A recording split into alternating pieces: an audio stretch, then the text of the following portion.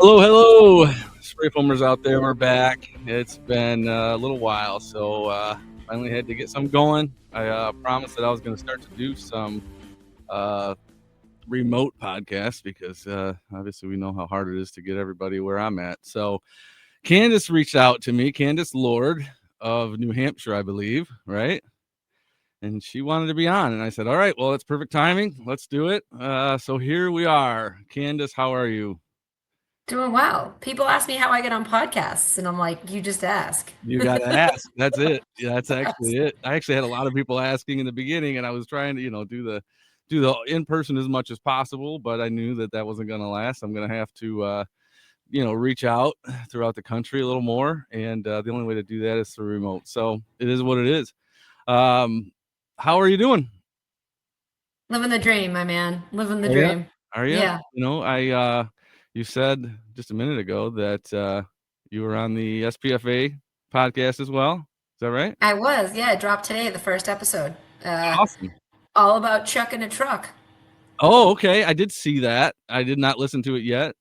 I also knew that you were doing Spencer's, or you did Spencer's, I did and Spencer's. Yeah. I hadn't listened to that either. And I'll tell you why. I actually thought about it. Like I should probably listen to this and kind of catch up on who Candace is. But at the same time, I was like, if I know everything about her, then I'm not going to have a lot of questions to ask when I interview her myself. So I've decided not to.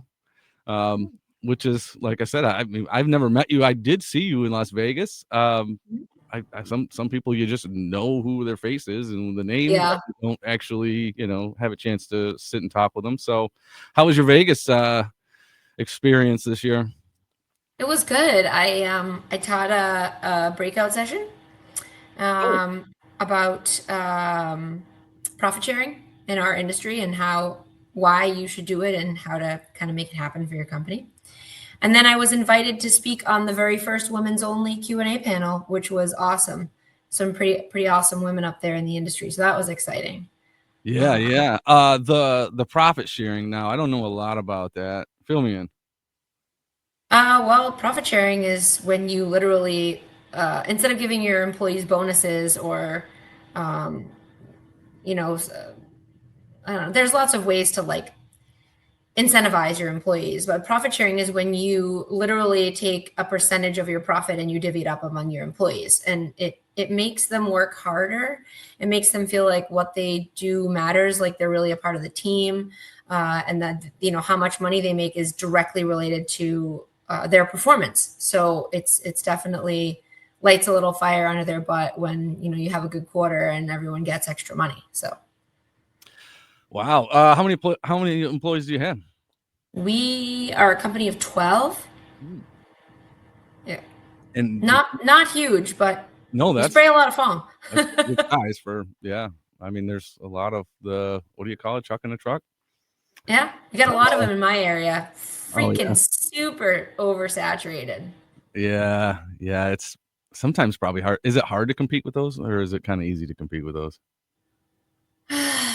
I guess it depends on what you're looking for. If you're talking like large commercial stuff, we don't really compete because we're more of a boutique company. So when we're talking about really high end construction, when we're talking about passive house construction, when we're talking about design build, where the owner's involved, where energy efficiency is at the forefront, where the designer and the builder wants to talk building science and wants someone who can act as a consultant, there is no competition. Sure. So Yeah, yeah, for sure. And what's the name of your company? the green cocoon. The Green. Oh, is that what it said? I can't actually read it, but I can see it. Yeah. The Green Cocoon. Where'd you come up with that name? I did not come up with this name. Okay. My business partner and his original business partner came up with it because the idea was that we're making houses more eco-friendly, reducing carbon footprint. And when we first started, we were spraying the original Demilec, Mm-hmm.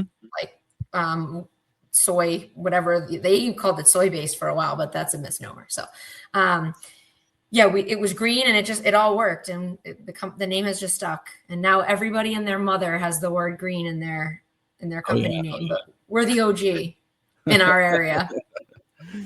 What's What got you involved into spray foam? Ugh, how long do you have? We got an There's hour. a there's a running joke that I slept my way to the top, Oh, um, which only women can do apparently. But no, I was dating the owner of the company, and about 9 months into us dating, his business partner had a heart attack and died. oh, Yeah, so he wow. was trying to run the company by himself. I was kind of in between jobs and just waitressing and figuring out like career stuff. And he said, "Hey," and I said, can I help you with something?" And he said, "Yeah." He gave me a stack of papers like this big. And he was like, "These are bank registers and I need it to match in QuickBooks." And we're talking the old QuickBooks, not the QuickBooks Online, the OG Mm. version that I had never used in my life. And he said, "I'm going to show you this once. And I need you to put the info in." So I did that. And then he just kept giving me tasks and he was really busy. So I drove around with him on my days off to try to just spend some time with him. And I was like a sponge listening to what he said and taking notes for him in the car. And eventually I just kind of increased my hours kind of as office help. And then we got really, really busy. And he said, "I need you to look at a job." And I was like, "You want me to look at a job?" I knew nothing about construction. I couldn't even hold a hammer. Like it was, nothing. And he said, "Listen, you've watched me enough times. You know how to get dimensions, get perimeter, get a wall height, take pictures, come back. We'll figure it out." So I went and I did it. And I only did that a few times. And then we hired a salesperson. And I was still in the office doing the paperwork and invoicing and scheduling and stuff like that. But we had a sales guy that was really bad, like really bad. We'd go to networking events and the things he would say to people about, "Well, spray foam is like, it's like styrofoam. It's like a styrofoam cup, it's kind of like that. It's like the same stuff." And I knew he was wrong. I didn't know what to say, but I knew that he was like full of shit. So I said something to my boyfriend at the time, the owner, and I was like, "Hey, he's really bad." His numbers were bad anyway. And so he said, "All right, let's do this. We'll change the phone line. So anything that comes in after hours will go to you and you can do some sales and see how you do." And I was like, "Okay." And I sold more in the first quarter than he sold in a year and a half. Oh, wow. So I was just doing it to prove a point. I didn't want to do sales. I just wanted to prove a point that this guy's not good and we should find somebody else. Mm. But, open mouth, insert foot, 15 years later, hi, I'm Candace and I do sales. So, Well, that's a great way to get you yeah. into it. And then I married the owner and then I divorced the owner and we still run the company together and it's way better now. Oh, wow. Y'all should try it. Divorce is amazing. I'm not going to try it. My wife better not listen to this or she's going to. No, I'm not for everyone, but I'm saying this, y'all know who you are. Yeah, right. Well, that's great that you two can still work together and earn livings together. And, Yeah. that's It's all awesome. about the business. Yeah. Yeah. So, and then did you find yourself spraying it at any time?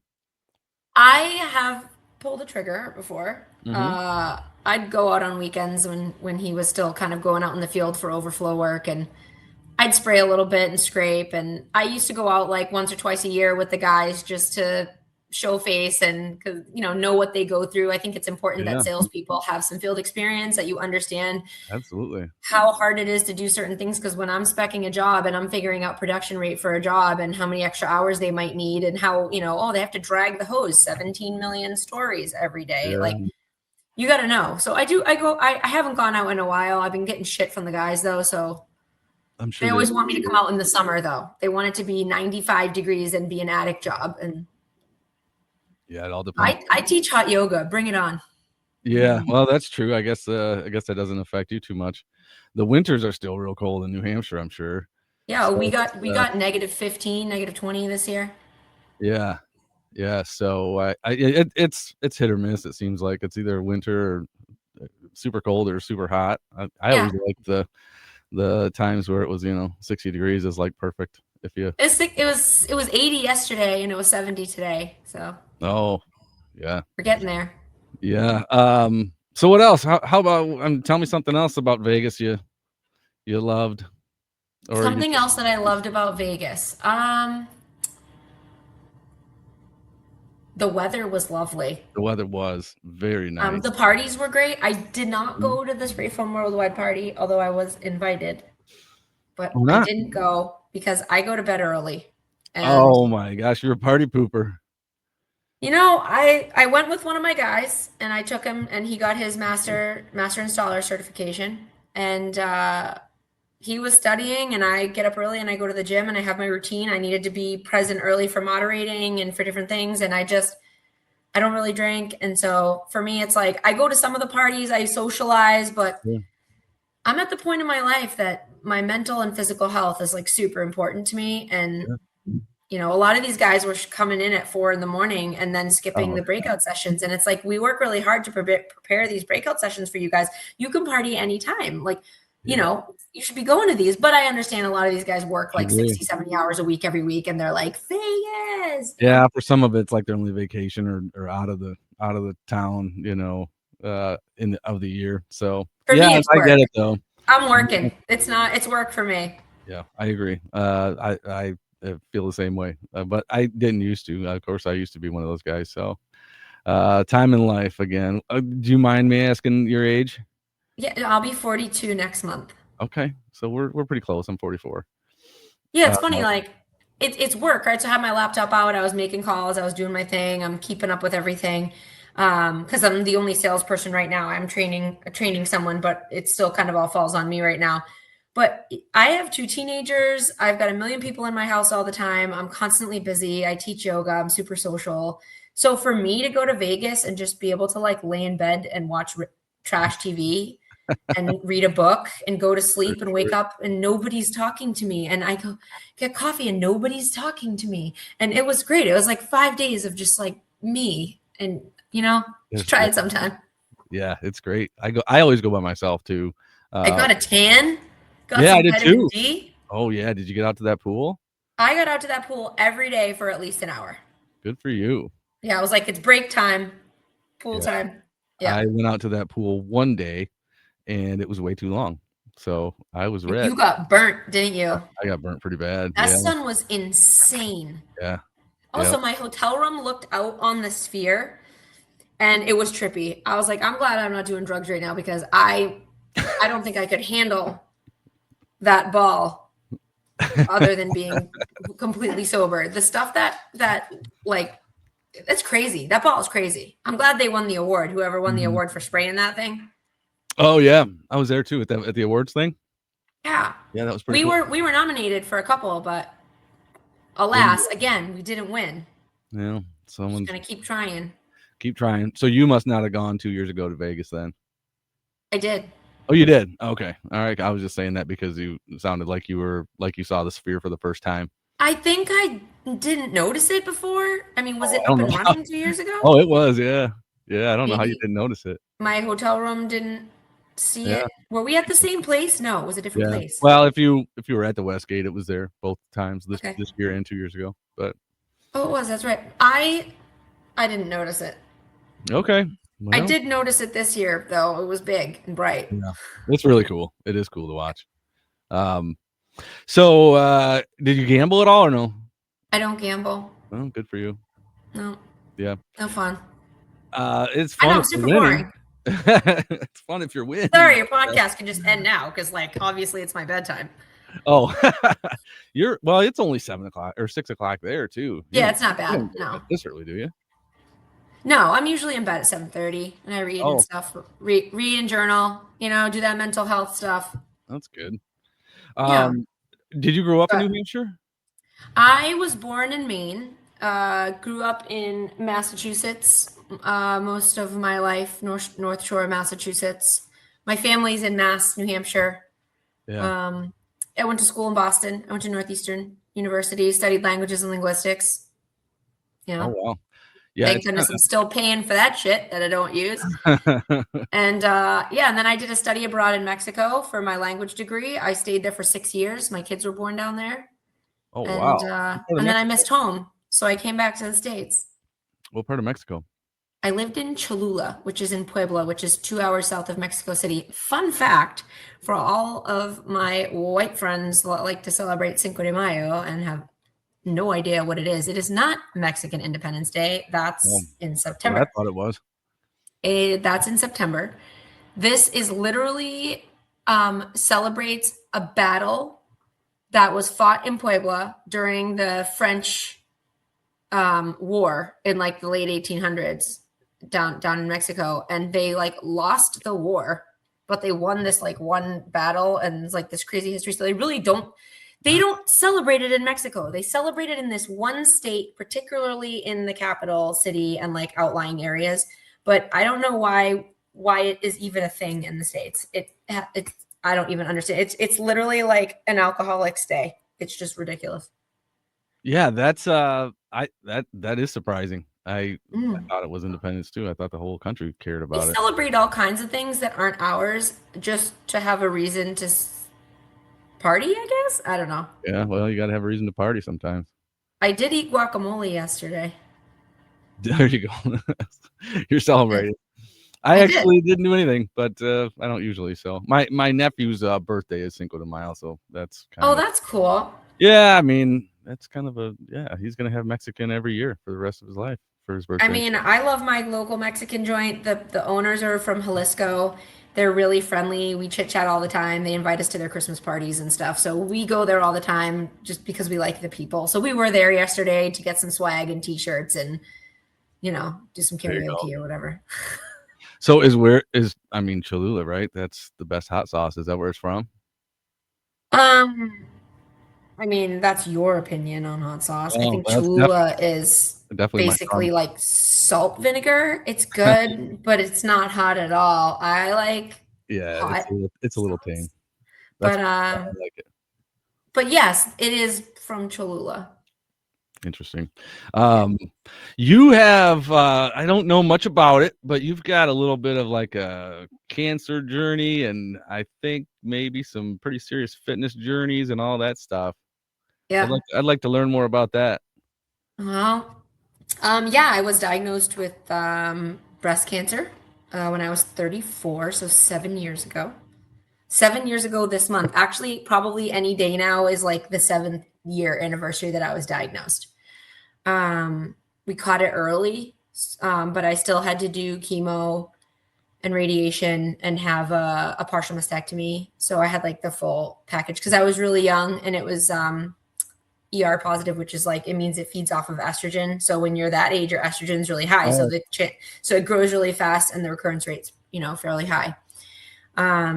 But yeah, I kicked its ass. And at the time, I was a professional power lifter and bodybuilder and running a lot of Spartan races. And I kept the journey, I didn't stop.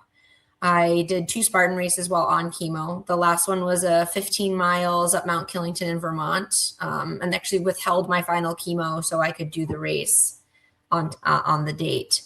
And then immediately finishing treatment, I did a powerlifting meet and hit some personal bests, and then immediately started dieting for bodybuilding shows the following season. So the mind is an amazing thing. The sure. body does what the mind wants.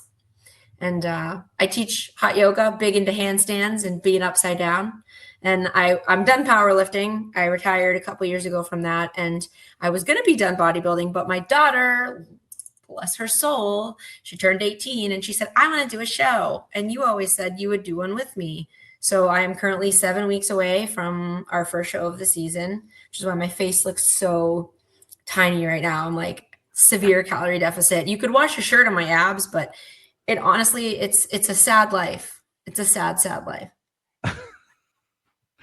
Um, so I've been kind of getting into health a little bit in the last few months. I lost about just about 30 pounds so far this year. So since I mean Heck yeah. it wasn't like a New Year's resolution or anything like that. It just kind of honestly staying up and scrolling on my stupid phone at night. You see videos, you see people talking, and I've been pretty big my whole life. Well, since I was like 12, right?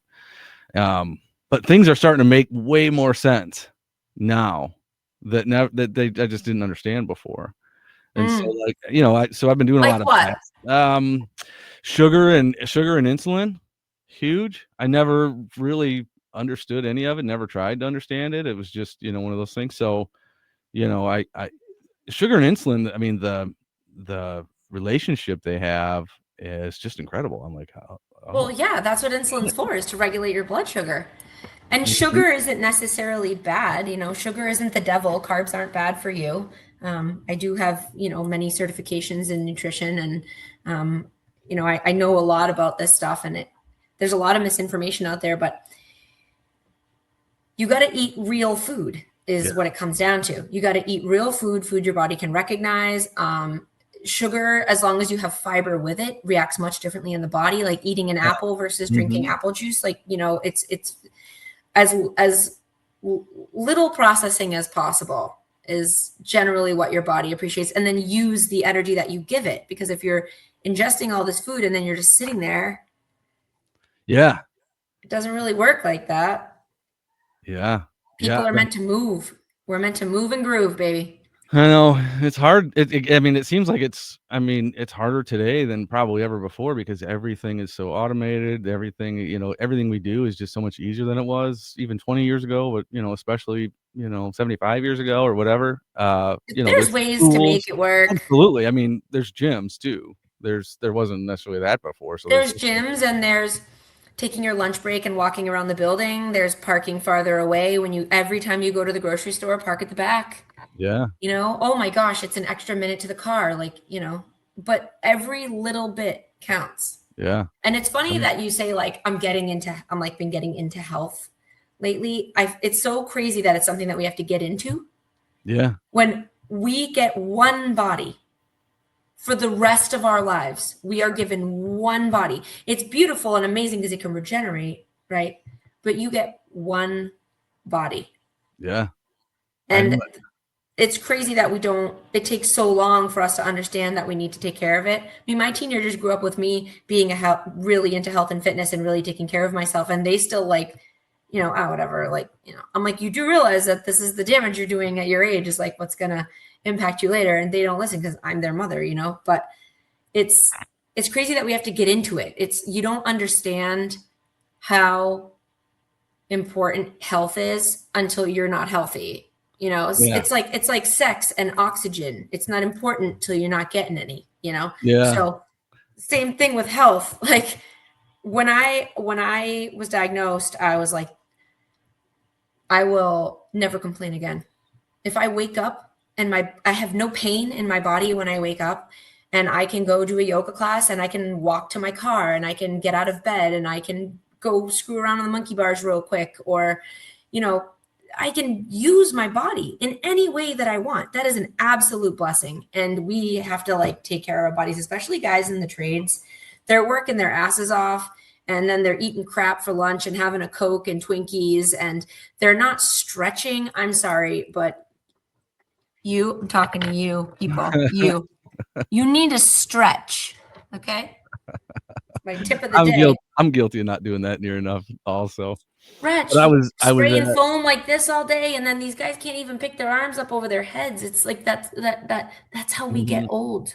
mhm, yeah. Come on, guys. I mean, I was at the gym, a couple weeks ago when I was there, I was on the treadmill and I saw this guy who's probably in his 60s, I would say, maybe early 70s, and you could just kinda tell that he was there. He was hardly getting around, not very well at all, and you could just tell that he was there 'cause that something kinda hit him, and he's like, "Oh, man, like, if I don't try to fix this, it's gonna just really be bad."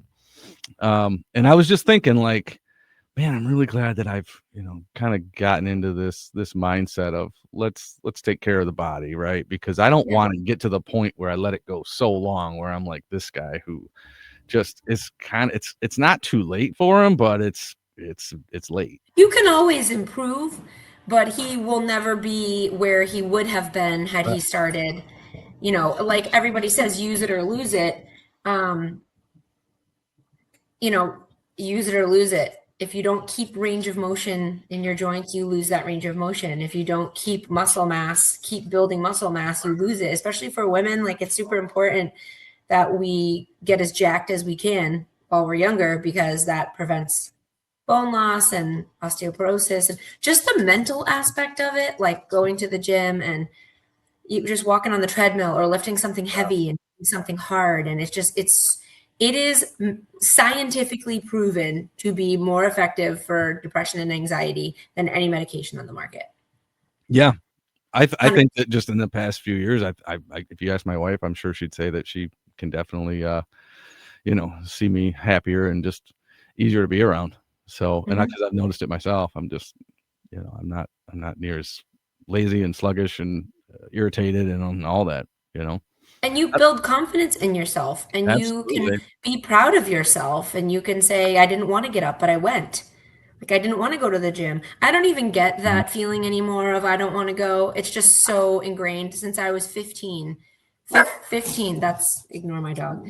Since I was 15, I have gone to the gym 4 or 5 days a week at least since I was Oh, 15. wow.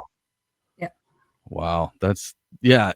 One thing I've noticed too is that in the first, and this gym just came around in our town. It was a brand new, 24-hour gym, and Heck yeah. my neighbor is one of my best friends, and he was just saying, "Hey, let's go to the gym," and I was like, well, I don't know if I want to sign up for that one that's 10 miles away because this one's supposed to be coming up here in the next month or so.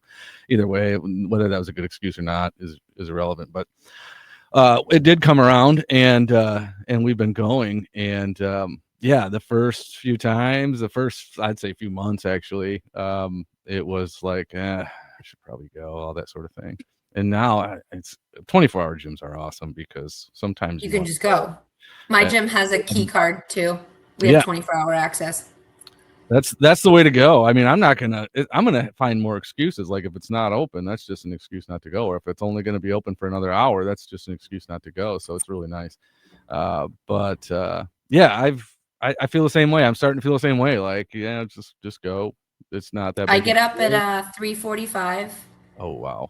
I'm at the gym between 4:30 and 4:45 so that I'm home for 6:15, 6:30. And because my gym is like, I mean, I do like 90 minutes, not 90 minutes at least, because I warm up and I do mobility work and I do whatever I'm working that day and I do some core and then I do some handstand training. I get upside down a little bit. I like to really use my body. So I'm there, but then I'm home at 6:30. I have breakfast. I'm out of the house 7:30. I'm home for 3:30, 4 o'clock, and I'm in bed at 7:30. So you are definitely a morning. Oh, you go back to bed at 7:30, finish Well, it I'm up. in bed at 7:30. I read, Oh, I at night. journal. You're talking about, I'm yeah. sleeping by 8:30. So I try to get between 7 and 8 hours Have you always of been a morning sleep person? always. Always. I never I'm was. an all day person. Oh. I just wake up like this. I'm like, oh my God, hey, hi. I woke up. Hey, let's go. I have like an on and an off. There's no like in the middle. Yeah. See, you're usually most people are either a morning person or a night person, and I was never a morning person. I'm always I can wake up at you know 7:30, 8 o'clock, and if I don't have to be up, I'll lay in bed for another 20 or half hour or whatever. I I don't. I'm can't not. do it. My back But hurts. I'm like, get me oh, upright. sure, sure. Well, Can't leave. I feel like getting a little healthier. I'm starting to become a little, I am getting to sleep a little earlier. So I'm also getting up a little earlier. So hopefully that'll continue. And maybe I will be a 6 a.m. ready to go person, but I don't think I'll find myself in the gym at I 4. was a night person until probably my late 20s. I had Mm, kids in my early 20s. So I started getting on a routine with them. And like, I mean, I was a night person mm, when I needed to be. I was a night person in college. I mean, the party started at midnight. We're all like a night person to an extent until a certain time. And I think those of us who get into a routine earlier in life tend to become morning people. And honestly, when you look at what people are made for and what the healthiest thing is, it's being a morning person or following getting up with the sun and going to bed with the sun and following kind of that kind of a pattern is better for your yeah, circadian rhythms. And then if you're going to wake up early all week, you should wake up early on the weekends because changing your cycle for 2 days and then going back to early during the week, it screws with your brain. for sure. Oh yeah. It's definitely not the way to go. I wish my whole life, I wished I wanted to be up earlier in the morning. I just never do. I just never have the desire. Yeah. But I know because on the some occasions that I do get up really early, I'm like it's 8 a.m. I'm usually still in bed, and I just got this done, that done, and that done. So you know, whatever. Hopefully I'll get there someday. Yeah. It is cool because it's a really easy talking point with customers when I go into their house. Because like they'll take me down to their basement or whatever to like look at, they want to replace their basement insulation and they have like their gym down there. And Mhm. I'm like, oh, did you bench this morning? Like, what do you bench? You know, and like you can talk to customers, or you see that they like to, you know, oh, I want to we want to turn our garage into a home gym, or, you Mhm. know, it's a good talking point with customers if you have something in common with them. You said, like, you were saying that you just have this one body, for the rest of your life. You better take care of it, whatever. And as a guy who has never really been a health guy my entire life, there was times where I tried to, get healthy, and sometimes I lost a little weight and all that sort of thing, but nothing feels quite like this one. But, I'm a hands-on guy. I'm kind of, cars, and I like to fix things with my hands and whatever, You're a and different tinkler. things. Yeah, of course. A tinkerer, right? A tinkler would Tinkler, probably be tinkerer, a little so I'm a tinkler tinkerer. too, yeah, You yeah. know what I meant. Yeah, I do. But like, I've always been real good with my cars, and so that's kind of the weird thing is, I can say, okay, it's time to change the oil, or those brakes are in need of attention, or those I need to change the transmission fluid, or I need to change the shock, or whatever happens to be. I've always been really, really good at figuring out what's wrong with this car and doing what I have to make it run really great. But I'm not doing that with my own body, right? I never was. I can, and I think part of it is because it's an easy fix. Like, literally, you see what's wrong, figure it out, you run to the parts store, you grab it, and you change it out, and now it's fixed. But I can't really just easily do that with my body. That was a lot more drawn out, take a lot more time to fix, It's whatever. just And as so, easy. It just takes more time, right, right? There's a few takes more basic dedication. concepts. Mhm. Yeah. A few I always basic just thought that was concepts. kind of a funny analogy, like, I'm so good Yeah. I'm so good at making sure this car is roadworthy, but I'm not doing the same thing with my own body, which is way Yeah, more would you important. pour sugar water into your car, or would you pour like a premium fuel? And our Exactly. bodies are also like vehicles. We run on crappy fuel? Sure, we can run, but is the engine going to last as long? Are the Mhm. parts going to last as long? Like they won't. And I think a big part of why it's so hard for so many people is because have we've lost touch with our bodies. We're just completely disconnected. We don't listen to them anymore. We're too busy scrolling on our phones and busy at work and having 50 million decisions a day and high strung and high anxiety. And we don't ever take a second to listen because your Right. body's telling you. Your body's telling you. When you eat food and you get indigestion, your body's telling you. When you eat something and you feel sluggish and you feel like you need a nap, your body's telling you. When you have aches and pains and you wake up stiff, your body's telling you, you know, when Yeah. you don't go to the bathroom for 2 days, when you can't sleep at night, when you have weird dreams, when you are generally irritable, your body is telling you and you are not listening. Well, that's it, and also it's just for me, it was just not really knowing. Like, I can, like, going back to the car, analogy, right? Like, I can hear the brakes squealing, or I can hear the engine knocking, or something like that. It's like, I have that. If I had, in the past, especially, if I had a little indigestion, it's just like, I have no idea. It's just happening. Like, I wasn't, and women are more in tuned with, typically more in tune Mm. with, you That's why know you guys should listen to us when we tell you to eat more vegetables. oh, yeah, for sure, for sure, there yeah, women, I think, listen to their body more. I guess they got a better ear for it, if that makes any sense. Some of us do. Some of them, not definitely not all of them, and there's, it's certainly not, 100%, but it just seems like it. I've noticed it in the women in my life, let's just say. They just, something's kinda weird, let's go to the doctor, where us guys are like, "Something's kinda weird. Oh, well, move on to the next thing." You not really think about it too much. So, but Yeah, I'm there's doing like that now. it's so simple. It's like get enough sleep, Mhm. get a few minutes of silence every day for your brain to relax. Eat single ingredient foods, lots of fruits and vegetables and things that grow from the ground. Yeah. Well, And that's like don't drink and don't smoke. Like yeah. Well, I drink a That's a little huge part of it. Alcohol is a huge part of people's health issues. for sure. Smoking, of course, too. Uh, yeah. So yeah, fasting. I've been doing some of that too, and like 72-hour fast, which is honestly incredible. For it's hard to do, but it works. Well, it works Mm. because you're starving yourself.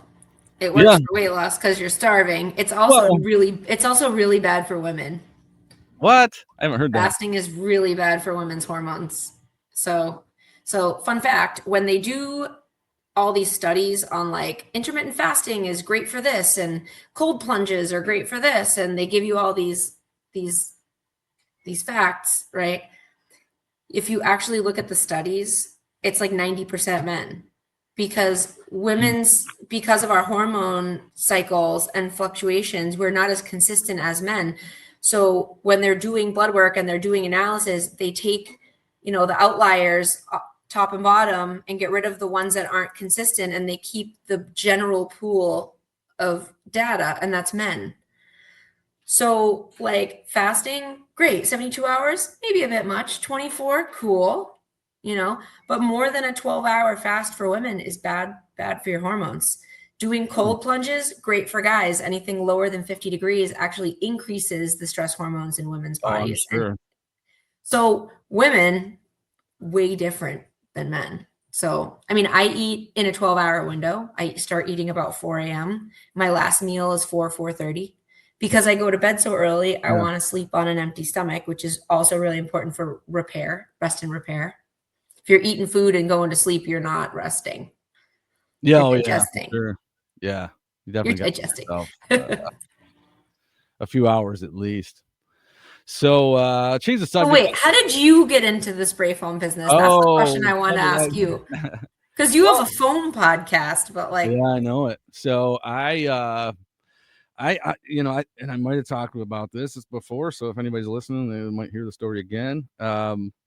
So what I did was I got laid off. I was working at I was working at AT&T, and I got laid off, and which was fine with me because I really was ready to do something different anyway. It just kind of happened to be at the right time. So, but I at first I was going to get into ICF.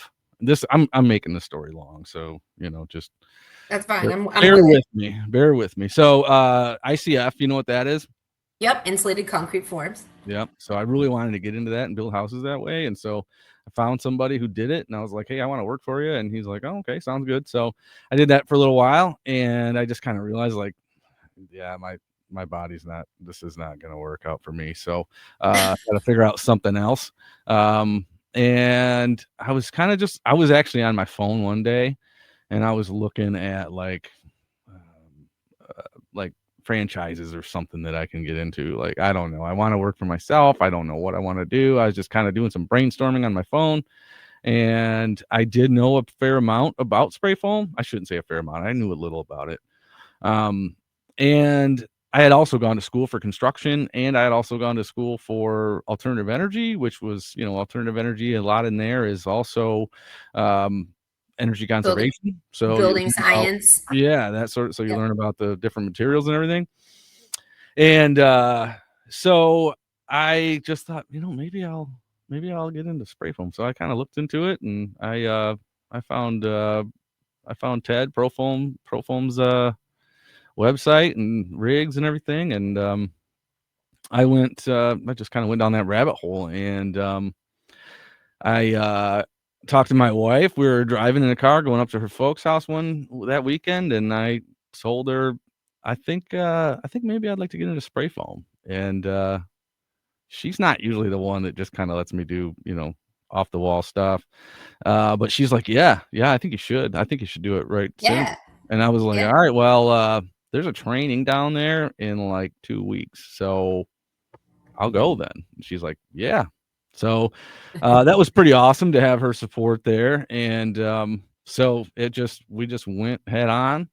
And so, I mean, yeah, I was kind of one of those guys that just sort of started with very little knowledge. Obviously, they had a training down there that I went to, and got that training. But other than that, I mean, I was pretty, you know, Self-taught.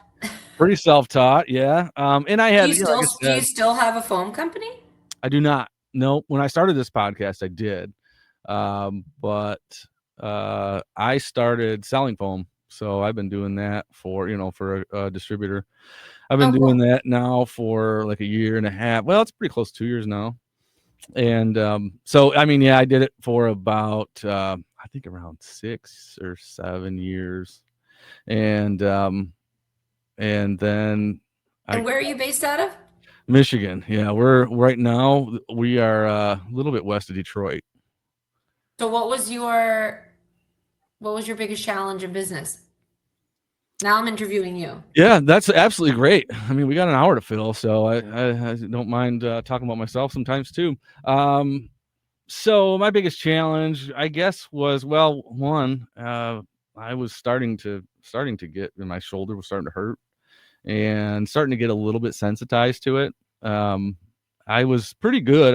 I'd use fresh air if I was in a kind of a concentrated space like an attic or a crawl space or something where it was kind of closed up, and I would use respirators if it was very well ventilated. So I was always trying to take care of that. But I tell you what, as soon as I was done spraying and I was moving on to scraping studs, it was like I'm not going to try to do that with a respirator on my face. Like I just was too uncomfortable. So, sometimes I'd let it air out a little bit. But yeah, so I think that just a little bit of it, I kind of just feel my throat sort of swelling up a little bit. So, yeah, so between those 2 things, I mean, I could still do it, and I was planning on it. I mean, the job that I, took was offered to me, I wasn't seeking. So, it just kinda worked out, and honestly, I think that this podcast, because I was doing this podcast for, 5 months or so, to when they reached out, and I don't think if I wouldn't have been starting this podcast, they probably wouldn't even know who I am. So, that was pretty awesome. I mean, Yeah, it really kinda made that work out pretty good.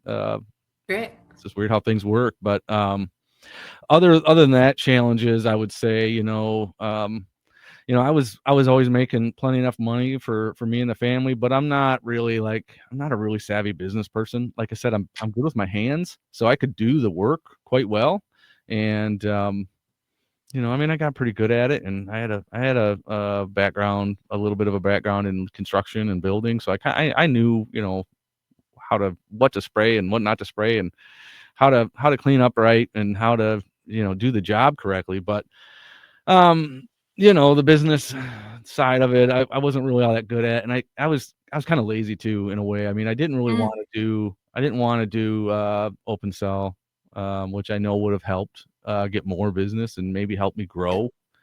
um, I didn't really wanna do I didn't really have a huge problem with doing, like, cellulose or blown in attics and stuff, but, I really didn't wanna just have another rig to maintain, and I just wasn't all that interested. All I wanted to do was just spray close cell foam. yeah, And well, you got to diversify, you know. yeah, exactly. And so, it was hard for me to compete on, like, new homes and stuff because all I did was close cell foam, and nobody's gonna pay that for an entire house, or at least very few people. Some people will, but Yeah, a lot of people are like, well, your closed sale bid for the whole house is like twice as much as the next person because they're doing maybe open cell in the walls, or they're doing closed cell, but the whole entire roof, which is sometimes ends up being the roof or ceiling, whatever it happens to be, that ends up being sometimes half of the job, just it that is. that up Yeah. top, right? Yep. And so, if they're doing half of the job for a whole lot less, they're just gonna kill me, unquote. So that's pretty much what it did. And so, I mean, I learned to kind of market towards like pole barns and all that sort of thing. Obviously, I mean, I like spraying pole barns anyway. Like they're the best thing to spray. We've Uh, never done like a huge open barn, a warehouse like that. Like you guys are doing metal buildings. Like, then they don't do those around here very much, or they do, but we don't. I don't see them. wow, that's surprising.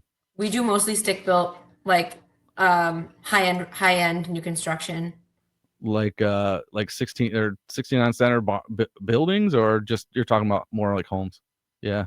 like homes. I mean, we do some light commercial. We have a couple of commercial guys that we do work for, but most commercial is sag and bag fiberglass or dense glass on the outside and fiberglass bats on the inside. And while I would do fiberglass, it fills the schedule. I would do the work. The big guys around here, they're owned by like Masco. They're owned by like the huge conglomerates, and they have stock in Owens Corning, and they get fiberglass with pennies on the dollar. Oh, yeah. They have warehouses of it. So, and I actually pay my guys a living wage and, full benefits package. So we're not cheap. My hourly labor rate's pretty high. Yeah. Yeah. My guys aren't working for $20 an hour, Yeah. Well, that's great. That's part of the problem with sometimes people are like, I can't keep people. And that's very true. But sometimes I'm kind of like, you got to make sure and pay them too. Like you got to make it worth it, and there's still going to be people out there where you're paying them very, very good and giving them all the benefits, and it's a hard job and sick and all that sort of thing.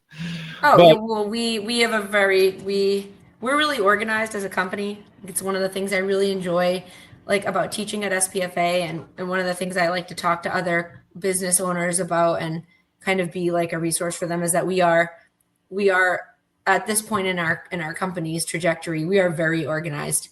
We know our numbers. We keep tons and tons of data. We have really helpful staff. Everybody knows their role, and we manage our employees. If you're late, you get a verbal. If you're late, you get written one. And you have to sign it. And if you're late, you get written two. And then we have specific. If you're late this many times within this much period, you lose your job. Yeah, and that's it. You have to. Yeah. There's plenty of people out there that are looking for work. Right. Plenty. Right. Especially, good paying jobs. The pain to train them, right? That's the pain, is that you want to keep the guy because, well, he knows how to spray now. And if we get rid of him, how are we going to make it work? But, a one bad apple spoils the bunch. And if you get a guy in there that's a prima donna or has a bad attitude or shows up late every day and he gets away with it, it demoralizes the rest of your crew. And you have to stick to your guns and say, this is the standard that we have at this company. And if you can't live up to that standard, you are not fit for this company. Yeah. I mean, you have to. Unfortunately, some people just don't take advantage of a good situation. Yeah. No, right. It happens. I mean, we pay well, and we have a tiered system with clear requirements to move up to the next tier. We have crew member 1, crew member 2, crew lead 1, crew lead 2. We have all of these different levels, and each level has a specific skill set requirement and responsibilities. And then when you get to that next level and everybody in the crew and operations team agrees that you've met those qualifications, you move up. And you're given more responsibility, and you're given a higher wages. We also don't pay piecework. We pay hourly. So the guys aren't rushing and killing themselves to finish the job. Sure, if it's another 2 hours, they're not going to go home and go back the next day. They're going to stay, right? But we pay them to drive. They get paid from the second they step into the shop till the second they clock out, and they're paid hourly. They get full benefits package, company sponsored IRA, investment, insurance, paid vacations. It's a company, and we're not a 50-person company. There's 12 of us, but you can put those things into place to make your workplace better to work and keep employees longer and profit share and make them feel like a part of the team. And that's really important. I think that, and like you were talking about, the biggest problem is the business side. Most people don't just go, I'm going to get into foam, right? Like you did. Most people worked for a company before or had a buddy who did it, whatever, and think, I can do that. Spray foam's easy. Or they get a disgruntled employee. I could do that shit better. My boss doesn't know shit, but you're not a business person. Yes. To run a business, you need to be a business person, or you need to learn about business and have that be your focus. You can't have your focus on business and also be doing the sales and the invoicing and spraying the foam and training the new people. And in the beginning, you have to do that. You wear all the hats. I used to do 50 million jobs. Now my job is sales and networking. That's what I do, sales and networking. But I did it all.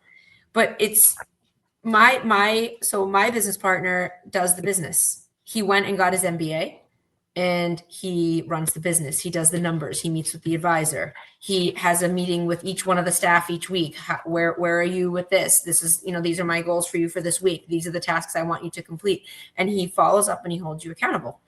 And that's his job. He started spraying, that's what he did when he started, but he's moved out very quickly and moved into working on the business, right? Not in the business, like everybody says. And that's really important. So if you want to start a spray foam company, you either need to find a partner that knows business, that just wants to do business, or you need to train people quickly and get out of the sprayer role and into the business manager role. And if you don't love business, if you don't love numbers, if you don't love spreadsheets, it's not for you. Yeah. You gotta love Excel. You gotta love a good spreadsheet. You gotta love a good CRM. You gotta love numbers over time. I have all of my sales stats going back to 2012. I think every job I looked at, every sale, all of my monthly, yearly averages, quarterly averages, profitability since 2012. I have it all in one master sheet. So if you ask me what's your quarter one average over the last 5 years, I can tell you, and that's how we set goals. That's how we look at trends in the market. What were we doing for sales? So it's important that people stay organized. It is. Yeah, there's a lot to that. And yeah, you're typically, a lot of people are either good at the business side, or they're good at the office work, the computer work, the whatever, or they're good at the outdoor physical work. And sometimes, I mean, if you get someone who really understands and is good at both, and well, that's really awesome. But yeah, then you pay them a lot and you keep them. Yeah, for sure. You do everything you can to make sure that person doesn't leave. Yeah, people say I can't afford it, and I'm like, but can you afford not to? Can you afford physically and mentally to keep doing what you're doing? Like it ages people, and you are stressed out, and you don't show up as your best self at work for your family, for your children, for your friends. You're like pouring from an empty cup. And this is one of the things I really want to talk about at SPFA that I keep throwing in for the breakout sessions is mental health in the trades, and how to deal with stress management, and how to chill the fuck out, because I think people struggle. I have struggled in the past. It's still a work in progress, but I've come a long way of just letting things go. The task list is always going to be there. I can call them tomorrow. It's not always a fire to be put out. I am important too. And like at 4 o'clock or at 4 o'clock, my phone, it's do not disturb. Don't call me. 4 o'clock. I don't think I could do that. But you could call me at 5 a.m. and I'll answer. Well, that's true, but I won't be. So I still am available for like 11 hours. Okay. So I want to get a little more, switch gears again, and I don't want to hound you about the cancer journey, but it's very, it's something that a lot of people go through, and cancer is something that, man, it's like we didn't have to deal with it as much, years and years ago, and going back to like the processed foods and everything, like it was someone else's problem back then. Yeah, and it seems like it's just so prevalent today. It seems like pretty much everybody knows someone who has died of cancer every 5 years at least, right? Like everybody's gone through a funeral. It's the chemicals in our food.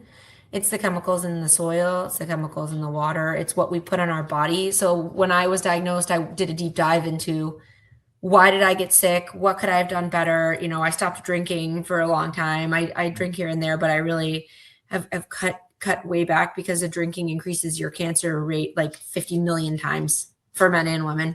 Like one drink a week increases your breast cancer risk by like 15%. One drink a week.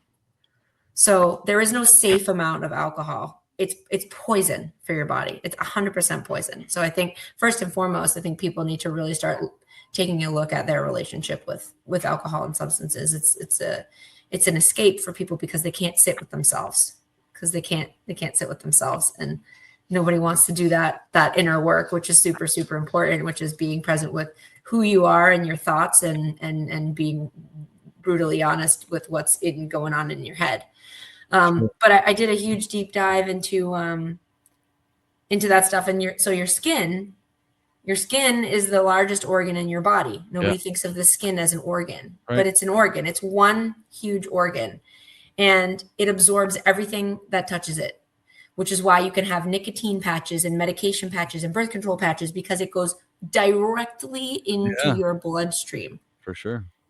So for women, hair dye and makeup and lipstick and all of the skincare that you use and the lotion you put on your body and perfume is just freaking chock full of endocrine disruptors. Perfume, standard perfume is absolute poison for your body.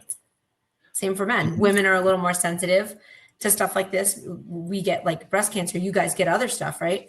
But you have to be really careful what you put on your skin, Yeah. what you wash your clothes with, what you wash your dishes with. Like, I'm not like one of those people that's like super crazy obsessed with like, I also live in the real world, but I do the very best that I can. Like we use like 100% natural detergent, and we use dryer balls, a little wool dryer balls. We have a little couple essential oil drops. Throw that in the dry. Is this the time for that? Really? Just he wants to be fit. Say hi. This is Ted. Hey, Ted. What kind Yeah, of dog is he? Eleanor. You want to come say hi? Come say hi, Eleanor. Come in. This is Eleanor. I Come thought up you were here. I thought you were yelling at your kids there for a Come up here. second. This is No, Eleanor. they kind of. Yeah. Oh wow, big. And this is their witching hour where they decide that wrestling is appropriate behind mom's chair. It's right about now. They're trying to get your attention. Go away. Yeah. Off. What kind of dogs are they? They're standard poodles. Oh yeah. Oh man. So yeah, we do stuff like that. Clean detergent. We don't use dryer sheets. We don't use Glade plugins and those things that scent your house that are just you're breathing in the chemicals. It's like Palo Santo and sage. And again, like essential oils. And I don't use lotion. I use coconut oil all over my whole body. I use a bar shampoo, which has like 5 ingredients. It's like coconut oil and whatever. And my hair looks great. It's fine, guys. Like you gotta be careful. Yeah. Some of it you can't prevent. Some of it's genetic. Some of it is environmental. If you have city water, if you don't know what's on your food, if you're not growing all of your own food, which we don't have time to do it. I grow a lot of my food in the spring, summer, fall. I grow a lot of food in the winter in jars. I do make my own kombucha. I grow my own sprouts. I make my own sauerkraut. A lot of fermented stuff for gut health, which takes no time at all. It works by itself. If you love kombucha, I can tell you how to make it. It takes 5 minutes. I think I might have had a little bit once. I don't know. It's fermented tea, but I put ginger and lemon and apple juice in mine, and it's bubbly and refreshing, and drink it out first thing on your empty stomach. And it like the gut is the first brain of the body. They say that this brain's actually the second brain, that your gut is the first brain, which is why you get like a gut feeling before your brain recognizes it, right? It's a gut feeling. Also, serotonin, which makes us feel happy, 90% of it's produced in your intestines. So if you have poor gut health, you literally are not happy. You are not capable of being at your happiest if you eat like shit. Yeah. It's not rocket science, guys. The body is a machine. So knowing, I don't know how much how much of this information like you're talking about right now that you had when you got cancer, but obviously you've got a whole lot of it now. If someone was to get cancer today, let's say the same exact cancer that you had, and you were to give them advice, I mean, obviously, what you did was the mainstream medical stuff. It sounds like mostly, maybe some other stuff too, but I did other stuff too. Yeah, whatever you did worked. I wasn't trying to play around with like, energy work to heal I want to live. So if you told me that I need chemo, it saved millions of lives. And even though it does damage too, chemo is really, really toxic. I didn't want to take any chances. I was 34. Yeah. Very young. But I would tell people don't just do what your doctor suggests, right? Do your own research, get multiple opinions, and then start cleaning out your life. Clean out your brain, clean out your mind, clean out your heart, clean out your soul. I know this sounds like super woo-woo, but you get to a point where you need to figure out what's important to you. You need to figure out how to live a peaceful life, not happy, not joyful all the time, but peaceful, but okay with what is, okay with where you are, satisfied with what you have, grateful for what you have. If you get more or you achieve more, awesome. But what if you don't? Yeah. What if you don't? You're just going to be miserable for the rest of your life because someone else has more than you. Like, our mindset is super important for our physical health and for how we show up in the world. And I think that that's what got me through treatment so well. I had very minimal symptoms. I didn't miss a day of work. I did all my workouts. I did my races. I just, every third Monday, I sat in a chair in the hospital and worked on my laptop while they pumped my body full of shit. I did not stop. I couldn't stop. Well, I had good this job. fear that if I stopped, I would die. Well, all that stuff you did, obviously worked. So good for you.